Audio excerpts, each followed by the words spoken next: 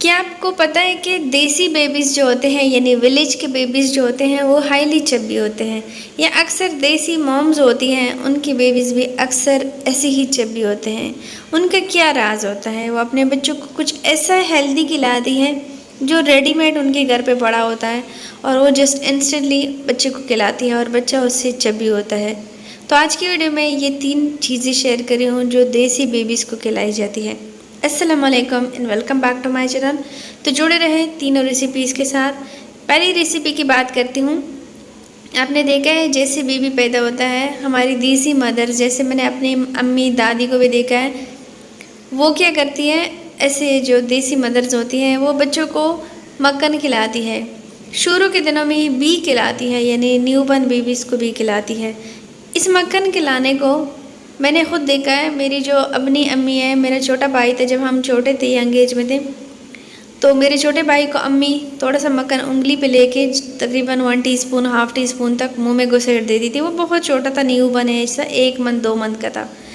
घुसेड़ देती थी और दिन के टाइम घुसेड़ती थी। अच्छा, मैं अम्मी से पूछती, ये तो इतना छोटा है, आप इसको मक्खन क्यों खिलाती हैं? तो वो बताती थी कि ये मक्खन जो है, इनके 2 बड़े फ़ायदे हैं। एक तो बच्चे का हेल्थ इंप्रूव करती है, मसल्स इंप्रूव करती है, ये कैलोरीज रिच है, बेबी को चब्बी बनाती है।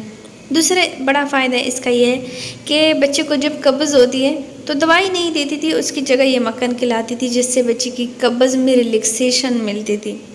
तो ये मक्खन जो है ये बिल्कुल सेफ़ चीज़ है। अब मैं आपको बताऊँ, हर चीज़ के मैं आपको साइड इफ़ेक्ट्स भी बताती हूँ कि कौन सी चीज़ किस टाइम नहीं देनी। अच्छा, मैं आपको बताऊँ, ये जो मक्खन है ना, ये आप बच्चे को तकरीबन 1 मंथ के बाद से स्टार्ट कर सकते हैं। गांव में यही होता है। लेकिन अगर इसकी प्रॉपर कंडीशन बताऊं तो मैं आपको यही कहूँगी कि 2 मंथ का जब बेबी हो जाए, तीसरे मंथ के स्टार्ट में ही आप बच्चे के लिए मक्खन ईजिली शुरू कर सकते हैं। बिल्कुल सेफ़ है, कोई साइड इफ़ेक्ट नहीं देता। मैं 100% श्योरिटी से कह सकती हूँ, क्योंकि ये चीज़ हमने भी खाई है, हमने ट्राई भी करवाई है, हमने दी भी है। बच्चों को बहुत अच्छे से हेल्दी बनाती है, चब्बी बनाती है। और किस कंडीशन में नहीं देनी ये भी जान लीजिए। पहले लोग तो ये कंडीशन नहीं बताते थे, वो जस्ट देते थे। हाँ, वो ये चीज़ करते थे कि बच्चों को जब खांसी होती थी, बुखार होता था, ठंड लग जाती थी, तो उस कंडीशन में नहीं देते थे, या बहुत ज़्यादा सर्दी में रात के वक्त या सुबह सवेरे वक्त नहीं देते थे, या जो मक्खन खिलाते थे उसके बाद कोई ठंडी चीज़ नहीं देते थे। अगर बच्चा बड़ा भी है ना, उसके बाद ठंडी चीज़ नहीं देते थे, ताकि अंदर ये जमे ना और इससे चेस्ट इन्फेक्शन ना हो। तो इन चीज़ों का ध्यान रखा करें कि बच्चों को बुखार, ठंड लग जाए, बुखार हो जाए, टेम्परेचर हो जाए, खांसी हो, गला ख़राब हो, इन केसेस में मक्खन नहीं दिया करें। ज़ाहिर है ये ऑयल है, ये घी है, ये अंदर जमता है और ये मज़ीद ये बलगम बनाता है। ये फर्स्ट चीज़ है, और ये 2 मंथ की बेबी से आराम से स्टार्ट कर सकते हैं। बिल्कुल सेफ़ एंड इफ़ेक्टिव है। अच्छा, अब सेकंड चीज़ कौन सी है मैं आपको बताऊं।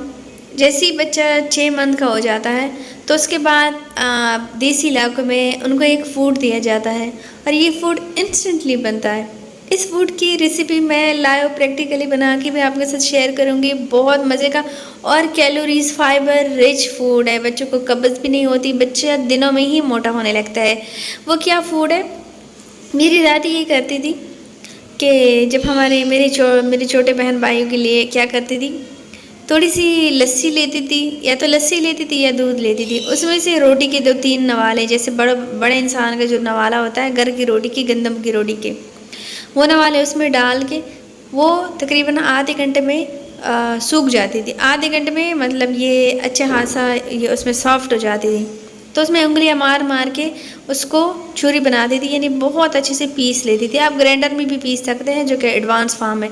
लेकिन मेरी दादी ये कहा करती थी कि ये हाथ से ऐसे छुरी बनानी है। वो हाथ से ऐसे पीस पीस के वो बिल्कुल दलिया सा बन जाता था, दलिया बन जाता था।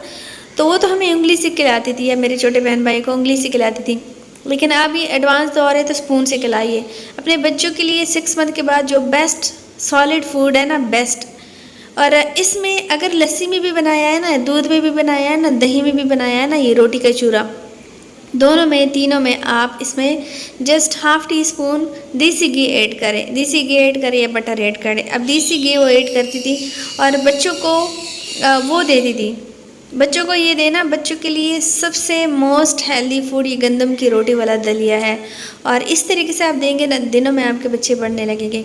अच्छा, ये सुबह शाम यानी दोपहर का हम खाना खाते थे हमें देती थी, और रात का हम खाना खाते थे हमें देती थी। ये रूटीन होती थी। और इस वजह से जो गांव के बच्चे होते हैं ना, इसी वजह से ये हेल्दी होते हैं कि उनको खाने के साथ अपने जो खाना दस्तरखान में जाया जाता है उनके साथ बच्चों को बिठा के ये फूड रेसिपीज़ दी जाती हैं। ये खाना उनके लिए पहले से एक बाउल रखा जाता था, उनके लिए तैयार किया जाता था। और ये बेबीज़ इसी वजह से भी अच्छे हाथ से चबी एंड गुलू मुलू होते हैं, और इनकी मिल्क फीड भी फिर कम हो जाती है। ज़ाहिर है उनको इतना अच्छा सा खाना मिल रहा है। ये आप ट्राई कर सकते हैं। लेकिन जैसे मक्खन वाला रेसिपी मैंने बताई, वो 2 मंथ के बाद या 1 मंथ के बाद ट्राई कर सकते हैं, वो आराम से बच्चा ले लेता है। लेकिन ये जो रोटी वाला तरीका है, ये 6 मंथ का बेबी हो जाए तो उस वक्त आप ट्राई किया करें, तब बच्चे को ये अच्छे से डाइजेस्ट भी होता है और बच्चों को बहुत बड़ा फ़ायदा भी देता है। थर्ड जो रेसिपी है वो भी 2 मंथ के बाद या तीसरे मंथ में आप स्टार्ट कर सकते हैं। वो क्या चीज़ है? बच्चों का जो दूध है ना, नीम गर्म होना चाहिए। अच्छा, बच्चों को आप कौन सा दूध देते हैं? दूध नीम गर्म हो। दूध देते हैं, फार्मूला देते हैं, तो उसका पानी भी नीम गर्म हो, यानी ठंडा ना हो। ये बात मैं कर रही हूँ, नीम गर्म होना चाहिए। बच्चे के मुंह को जलाए ना, और अच्छा खासा नीम गर्म होना चाहिए। उसमें आप 1 टीस्पून डेली कोकोनट ऑयल डाला करें। कोकोनट ऑयल कैलोरीज से भरपूर होता है, और इसके और भी बच्चे के ब्रेन के लिए भी बहुत अच्छे अच्छे फ़ायदे होते हैं। अभी कोकोनट ऑयल जो है बच्चे के दूध में सिर्फ दिन में 1 ही टाइम डाला करें, यानी 1 टीस्पून पर डे के हिसाब से काफ़ी है, और बच्चे को पिलाया करें। याद रहे, दूध ठंडा नहीं होना चाहिए, मैंने पहले भी ये बात कर ली। नीम गर्म होना चाहिए। बच्चे को पिलाएं, दिन में 1 दफ़ा ये दूध इस तरह पिलाएं। बच्चे दिनों में ही गोलू मोलू हो जाएगा, और उनको अच्छी खासी कैलोरीज मिलेगी तो बच्चा चबी भी हो जाएगा, और बच्चे का वेट भी बढ़ने लगेगा। यकीन ना आए तो 1 मंथ तक ये तीनों चीज़ें आजमा लें। ये तीनों चीज़ें एक साथ भी दे सकते हैं। हाँ, बटर की मैंने बात की, मैंने देसी घी की बात की, मैंने कोकोनट ऑयल की बात की।